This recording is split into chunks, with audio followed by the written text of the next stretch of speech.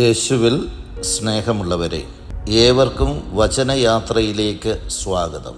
ഇന്ന് നമ്മുടെ വിചിന്തനത്തിനായി തിരുസഭ നൽകുന്ന വചനഭാഗം മത്തായിയുടെ വിശുദ്ധ സുവിശേഷം 5-ാം അധ്യായം 1 മുതൽ 12 വരെയുള്ള വചനങ്ങളാണ്. മലയിലെ പ്രസംഗത്തിലെ ആരംഭമാണ് നാം ഇവിടെ കാണുന്നത്.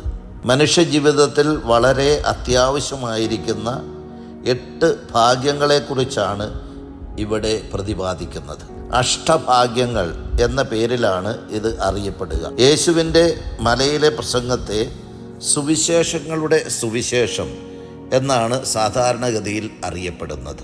മനുഷ്യജീവിതം എപ്രകാരമാണ് ധന്യമായി തീരുന്നത് എന്നും ഈ ലോകത്തിൽ അവൻ എപ്രകാരമാണ് ജീവിക്കേണ്ടതെന്ന് വളരെ വ്യക്തമായി യേശു ഇവിടെ പഠിപ്പിക്കുന്നു.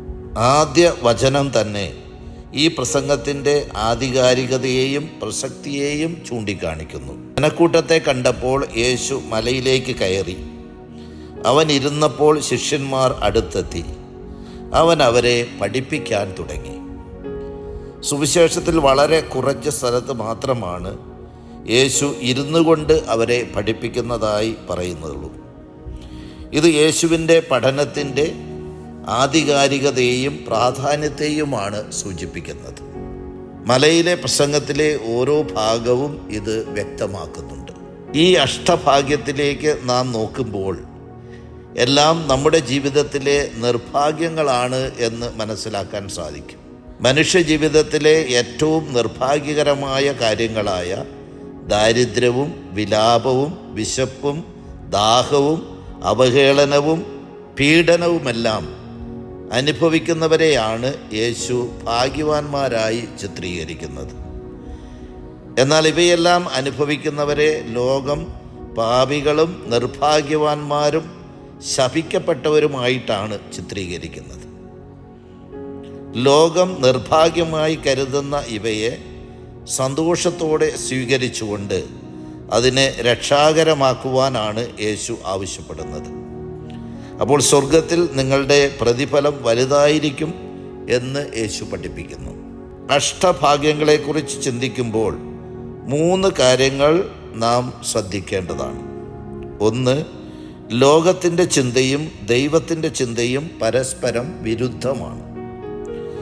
ലോകം ഇവിടുത്തെ ജീവിതത്തെക്കുറിച്ച് മാത്രമാണ് ചിന്തിക്കുകയും അതിനെ പ്രഖ്യാപിക്കുകയും ചെയ്യുന്നത്. സന്തോഷത്തോടെ അല്ലലും അലച്ചിലുമില്ലാതെ ലൗകികമായി എല്ലാ സുഖസൗകര്യങ്ങളും അനുഭവിച്ച് കഴിയുന്നവരെയാണ് ലോകം ഭാഗ്യവാന്മാരായി കണക്കാക്കുന്നത്. സമ്പത്തും സൗകര്യങ്ങളുമാണ് ഭാഗ്യത്തിൻ്റെ അടിസ്ഥാനങ്ങളായി അവർ മനസ്സിലാക്കുന്നത്. എന്നാൽ യേശുവിൻ്റെ കാഴ്ചപ്പാട് ഇതിൽ നിന്ന് തികച്ചും വ്യത്യസ്തമാണ്. സമ്പത്തിൻ്റെയും സൗഭാഗ്യങ്ങളുടെയും നടുവിൽ പോലും ആത്മാവിൽ ദാരിദ്ര്യം അനുഭവിക്കുന്നവരാണ് സ്വർഗരാജ്യത്തിൽ പ്രവേശിക്കുന്നത്. എന്തുണ്ട് എന്നതിനേക്കാൾ എങ്ങനെ ജീവിക്കുന്നു എന്നതാണ് പ്രധാനം. അതുകൊണ്ടാണ് യേശു പറയുന്നത്, തുരുമ്പും കീടങ്ങളും നശിപ്പിക്കാത്ത, കള്ളന്മാർ തുരന്ന് മോഷ്ടിക്കാത്ത സ്വർഗത്തിൽ നിങ്ങൾക്കായി നിക്ഷേപങ്ങൾ കരുതി വയ്ക്കുവിൻ എന്ന്. ദൈവത്തെയും പണത്തെയും ഒന്നിച്ച് സേവിക്കാൻ സാധിക്കുകയില്ല എന്ന് യേശു പഠിപ്പിക്കുമ്പോഴും ഇതുതന്നെയാണ് വിവക്ഷിക്കുന്നത്.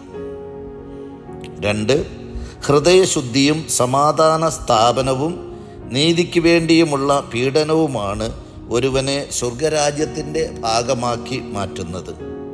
ദൈവത്തെ കാണുന്നതിനുള്ള, ദൈവിക ദർശനം ലഭിക്കുന്നതിനുള്ള ഉപാധിയാണ് ഹൃദയ വിശുദ്ധി. പാപത്തിൻ്റെയും തിന്മയുടെയും അശുദ്ധി കലരാതെ ഹൃദയത്തിൽ വിശുദ്ധി തന്നെയായ ദൈവത്തിന് സ്ഥാനം ഉണ്ടാകുമ്പോഴാണ് നാം യഥാർത്ഥത്തിൽ ദൈവരാജ്യത്തിൻ്റെ ഭാഗങ്ങളായിട്ട് മാറുന്നത്. അതുപോലെ തന്നെ ദൈവപുത്രരായി ജീവിക്കണമെങ്കിൽ ഈ ലോകത്തിൽ സമാധാനത്തിൻ്റെ വക്താക്കളായി നാം മാറണം.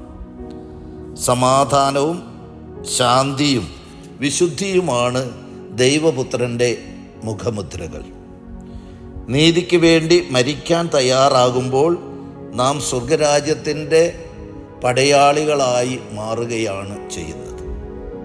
അവസാനമായി, അഷ്ടഭാഗ്യങ്ങളിൽ ഏറ്റവും പ്രധാനപ്പെട്ട ഭാഗ്യമാണ് കരുണ എന്നത്.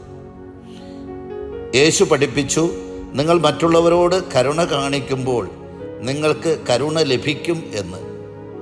തൻ്റെ അയോഗ്യതകളെ പരിഗണിക്കാതെ ആവശ്യമുള്ളതെല്ലാം നൽകി ദൈവരാജ്യത്തിന് യോഗ്യരാകണമെങ്കിൽ യേശുവിൻ്റെ കരുണയിൽ നാം ജീവിക്കണം.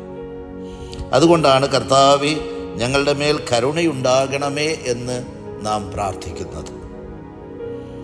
യേശു പഠിപ്പിച്ച ഈ അഷ്ടഭാഗ്യങ്ങൾ ഇന്നും ഏറെ പ്രസക്തമാണ്.